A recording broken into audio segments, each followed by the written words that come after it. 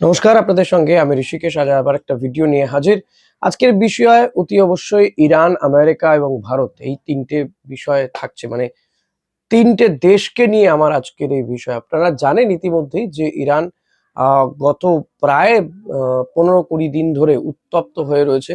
28শে December থেকে উত্তপ্ত Iran, কারণ সেখানে মুদ্রাস্ফীতি, বা টাকার মানে সেখানকার যে মুদ্রা, সেই মুদ্রার দামের পতন থেকে শুরু করে আর্থিক পরিস্থিতি, এই সমস্ত বিষয় নিয়ে আন্দোলনে নেমেছিল সাধারণ মানুষ।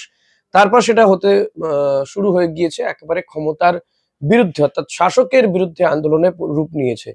আহ খামেনির পদত্যাগ তারা দাবি করছেন, এবং কেউ কেউ তো খামেনির মৃত্যুদণ্ডও দাবি করেছেন।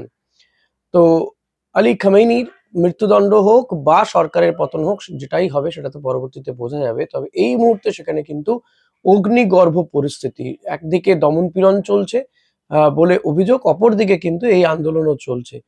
ইতিমধ্যেই বেশ কয়েকজনকে তো আটক, গ্রেপ্তার করা হয়েছে।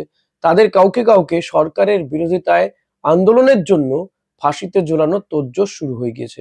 তাদের মধ্যে 26 বছর বয়সী এক যুবক রয়েছে, যাকে তারা একেবারে তার বিরুদ্ধে বিচার করে ফাঁসিতে ঝোলানোর চেষ্টা চলছে। তো সরকার বিরোধিতার অপরাধে 26 বছর বয়সী ইরফান সালতানির মৃত্যুদণ্ডের আদেশ দেওয়া হয়েছে, এবং আদালতে তার সপক্ষে বলার জন্য কোনো আইনজীবীকে রাখা হয়নি। তো এখানেই আমেরিকার বক্তব্য যে বিনা দোষে শুধুমাত্র সরকারের বিরোধিতা করার জন্য যদি কাউকে ফাঁসি কাটে ঝুলতে হয়, তাহলে কিন্তু আমেরিকা চুপ করে বসে থাকবে না। এমনিতেই গত কয়েকদিন ধরে আমেরিকা বলে আসছে যে এভাবে সাধারণ মানুষের উপরে দমন-পীড়ন যেন না চালানো হয়। তো অনেকেই মনে করছেন যে এবার কি তাহলে ভেনেজুয়েলার পরে আমেরিকার লক্ষ্য ইরান? কারণ ইরানের যে পরিস্থিতি এবং আলী খামেনির বিরুদ্ধে মানুষের যে বিক্ষোভ, প্রতিবাদ, আন্দোলন চলছে, পাশাপাশি সরকারের পক্ষ থেকে পুলিশ প্রশাসনকে কাজে লাগিয়ে দমন-পীড়ন সেগুলোও চলছে। ইতিমধ্যেই প্রায় ২,৫০০ মানুষের মৃত্যু হয়েছে বলে জানা যাচ্ছে। সংখ্যাটা আরো বাড়তেও পারে। আ পাশাপাশি এদেশের বহু নাগরিক সেখানে ঘুরতে যান বা রয়েছেন, পড়াশোনা করতে যান। কাশ্মীরের একটি আ সংগঠনের পক্ষ থেকে কিন্তু প্রধানমন্ত্রীর কাছে দাবি করা হয়েছে, যাতে সেই সমস্ত মানুষজনকে ফেরত নিয়ে আসা হয়। আ ভারতীয়দের, সেখানকার প্রবাসী ভারতীয়দেরকে, বা যারা আমাদের দেশ থেকে ঘুরতে গিয়েছে। ইতিমধ্যেই ভারতীয় দূতাবাসের পক্ষ থেকে অ্যাডভাইজারি জারি করা হয়েছে, যাতে যত্রতত্র ঘুরে না বেড়ান মানুষজন, এবং তাদের ভিসা, পাসপোর্ট কাছাকাছি রাখতে, অর্থাৎ যেকোনো মুহূর্তে যদি মনে হয় তাদেরকে দেশে ফেরানো হবে, তো তারা যাতে দ্রুত চলে আসতে পারে, সেই বিষয়টার দিকে কিন্তু নজর দেওয়া হয়েছে, এবং তাদেরকে ফেরত নিয়ে আসারও তোড়জোড় শুরু হয়েছে। এর মধ্যেই গতকাল ইরানের যিনি বিদেশ মন্ত্রী রয়েছেন, আ সৈয়দ সৈয়দ আব্বাস আরাকচি, তিনি ভারতের বিদেশ মন্ত্রী এস জয়শঙ্করকে ফোন করেন। বর্তমান যে পরিস্থিতি সেটা নিয়ে দুতরফের মধ্যে আলোচনা হয়। এইটুকুই জানা গেছে, কারণ জয়শঙ্কর তিনি নিজে টুইট করে এই বিষয়টি জানিয়েছেন। গোটা পরিস্থিতি নিয়ে কথা হয়েছে বলে তিনি জানিয়েছেন। এরই মধ্যে ইরানের পক্ষ থেকে আমেরিকাকে, মানে আমেরিকা তো এতদিন ধরে হুঁশিয়ারি দিয়ে আসছিল, হুমকি দিয়ে আসছে যে যদি এভাবে সাধারণ মানুষের উপর দমন-পীড়ন চলতে থাকে, বিনা দোষে কাউকে যদি ফাঁসি কাটে ঝোলানো হয়, তাহলে আমেরিকা চুপ করে বসে থাকবে না। আমেরিকা আ পদক্ষেপ করবে।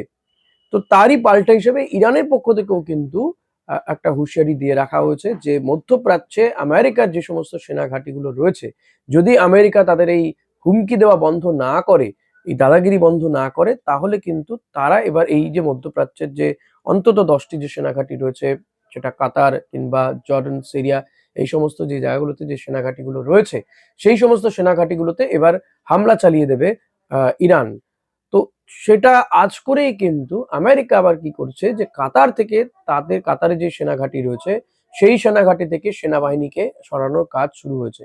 একদিকে এটা যেমন হচ্ছে, অন্যদিকে কিন্তু কেউ কেউ মনে করছেন যে এই ঘাঁটি থেকে সেনাবাহিনীকে সরানোর কারণটাও হচ্ছে যে যাতে ইরানের উপরে হামলা চালানো যায়, এটা কেউ কেউ আঁচ করছেন। কারণ যদি ফাঁসি দিয়ে দেওয়া হয় এই ২৬ বছর বয়সী ইরফান সুলতানিকে, যদি মৃত্যুদণ্ড দেওয়া হয়, তাহলে কিন্তু আমেরিকা হামলা করতে পারে। আমেরিকা আবারও হুঁশিয়ারি দিয়েছে। তো এই সেনাঘাঁটি থেকে সেনাবাহিনীকে সরিয়ে কি ইরানে পাঠানো হবে? ভেনেজুয়েলার যেভাবে রাষ্ট্রপতিকে তুলে নিয়ে আসা হয়েছিল তার সস্ত্রীক, আ এবারে ইরানেও কি সেইভাবে বা সেই কায়দায় হামলা চালাতে পারে আমেরিকা? সেখানে খামেনিকে কি তুলে নিয়ে আসতে পারে? এই ধরনের একটা নানান রকম জল্পনা ছড়িয়েছে কূটনৈতিক মহলে। এই যে তাপ-উত্তাপ, এটা নিয়ে কিন্তু ভারত কোথাও গিয়ে চিন্তায় পড়ে গিয়েছে। একদিকে তো ভারতের তেল আমদানি কোথাও গিয়ে মার খেতে পারে যদি এই ধরনের ঘটনাগুলো হয়। তাহলে কিন্তু ভারতীয় পণ্যের আমদানির ক্ষেত্রে কিছুটা সমস্যা হতে পারে এবং ইরানের সাথে সম্পর্ক রাখার জন্য ভারতের উপরে আবার আমেরিকা হয়তো আরো শুল্ক চাপাতে পারে। তো এই সমস্ত কিছু নিয়ে ভারতে নাগরিকদের সুরক্ষা, নিরাপত্তার দিকটা যেমন ভারতের কাছে চিন্তার বিষয়, পাশাপাশি তেল আমদানি এটাও একটা বড় বিষয়। কারণ তেল আমদানির ক্ষেত্রে সেটা এত চাপ হতে পারে যদি আমেরিকা ইরানের উপর হামলা চালিয়ে দেয়, তাহলে ভারতীয় বাজারে তেলের দাম আরো বাড়তে পারে। আ এবং আর্থিক পরিস্থিতিও কিন্তু আরো খারাপ হতে পারে ভারতের, এমনটাই কিন্তু মনে করা হচ্ছে। আপনারা কি মনে করছেন? অতি অবশ্যই জানাবেন আমাকে। Thank you.